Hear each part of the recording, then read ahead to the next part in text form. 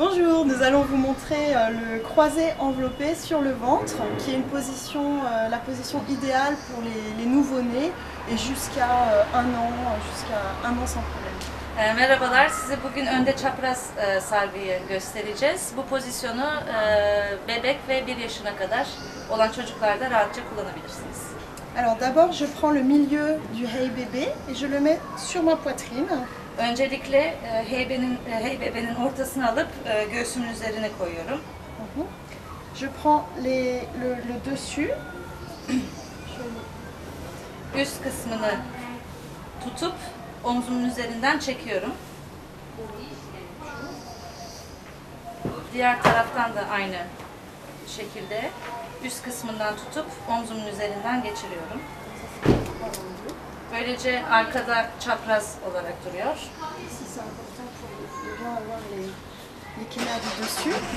Önemli olan kumaşın üst kenarlarının üstte olması.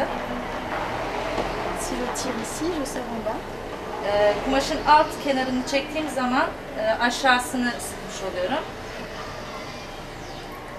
Ok, maintenant je fais un petit accordéon. Kumaşla ufak bir akordeon şeklinde et je mets sur mon épaule bien plat. Ve omzumun üzerinden düz bir şekilde geçiriyorum.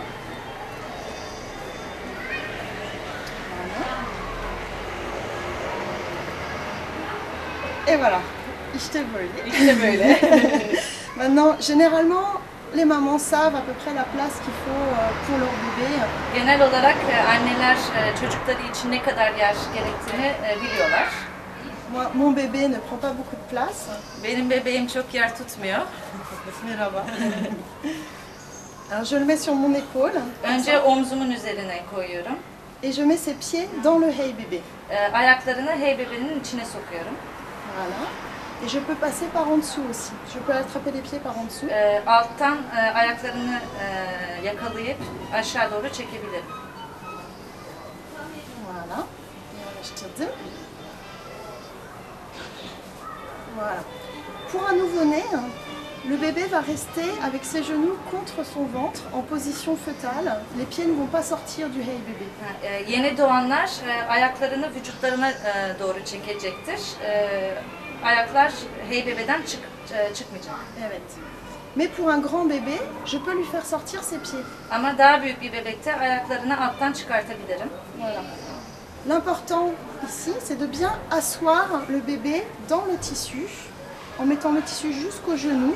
Önemli olan bebeği kumaşın içine güzelce oturtmak, kumaşın dizlerine kadar gelmesi gerekiyor, diz altına kadar gelmesi gerekiyor. Son dos va être bien arrondi. Sırtı yuvarlak olacak. Et ses cuisses vont être bien parallèles au sol. Kalçaları da yere paralel şekilde duruyor olacak. Kalçalara mı? Baydır. Baldır, kalça. Voilà. Maintenant je serre ici, je prends le dessus et je commence à serrer. Kumaşın üst kısmından tutarak çekmeye başlıyorum. Kademe kademe çekiyorum. Kademe kademe. Akordeon. Akordeon yaparak kademe kademe çekiyorum. Et je passe ce pan en dessous des fesses du bébé. Bu çektiğim kumaşı bebeğin poposunun altından geçiriyorum. Et sous sa jambe. Ve sous la jambe. hem poponun hem de bacağın altından geçiriyorum. Voilà. Et je mets derrière. Kumaşı da arkaya kadar çekiyorum. La même chose de l'autre côté. Aynı işlemi diğer tarafta gerçekleştiriyorum. Voilà.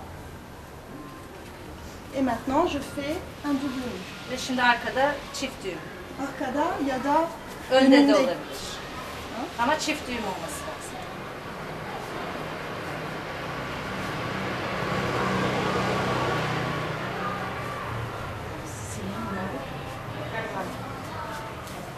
Maintenant, je contrôle à nouveau si la position de mon bébé est correcte, s'il a le dos bien arrondi. Je peux monter un petit peu ses genoux pour l'aider à s'asseoir bien dans le tissu. Bebeğin pozisyonunu kontrol ediyorum. İşte sırtı düzgün duruyor mu, ayakları düzgün duruyor mu diye onu tekrardan istersem pozisyonunu düzeltebilirim. Et n'ayez pas peur de trop serrer, n'ayez pas peur de bien serrer le tissu. Plus le tissu sera serré, plus vous aurez du confort pour le bébé et pour vous. Kumaşı iyice germekten çekinmeyin. Çünkü ne kadar gergin olursa hem sizin için hem bebek için daha rahat olur. Si le tissu est trop relâché, n'est pas assez serré, le bébé va se... Le bébé va se détendre. Quand vous allez marcher, le bébé va bouger, quoi. Kumaş yeterince gergin olmazsa bebek içinde oynayacak ve siz yürürken hem ona hem size rahatsızlık verecek. Voilà. Maintenant, s'il fait chaud, je peux ouvrir le tissu complètement. Hava çok sıcaksa kumaşı tamamen açabiliyorum. Voilà. Si l'enfant est grand et qu'il veut sortir ses mains pour les mettre à la bouche ou observer les environs, vous pouvez aussi sortir ses bras du bébé. Daha büyük bebeklerde kollarını da çıkartmak isteyebilir. Onları aynı şekilde çıkartabilirsiniz. Çocuk rahatça etrafını da izleyebilir. Evet. Et si le bébé veut dormir, il va poser sa tête contre vous. Vous allez remonter le tissu pour tenir sa tête. Bebek uyumak isterse başını sizin üzerinize koyacaktır. Siz kumaşı tekrar sırtına geri çekip yanları da katlayabilirsiniz. Et vous pouvez serrer d'abord le pan qui est contre le bébé. Önce alt bebeğin üzerinde duran kumaşı. Ensuite l'autre. Ondan sonra ikinci kumaşı. Et vous pouvez aussi, s'il fait froid, couvrir sa tête. Hava soğuksa başını da örtebilirsiniz. En faisant attention de garder un espace pour qu'il puisse respirer. Ama tabii nefes alabilmesi için de ufak bir açıklığın olmasına dikkat etmek lazım. Et voilà, c'est facile. Merci.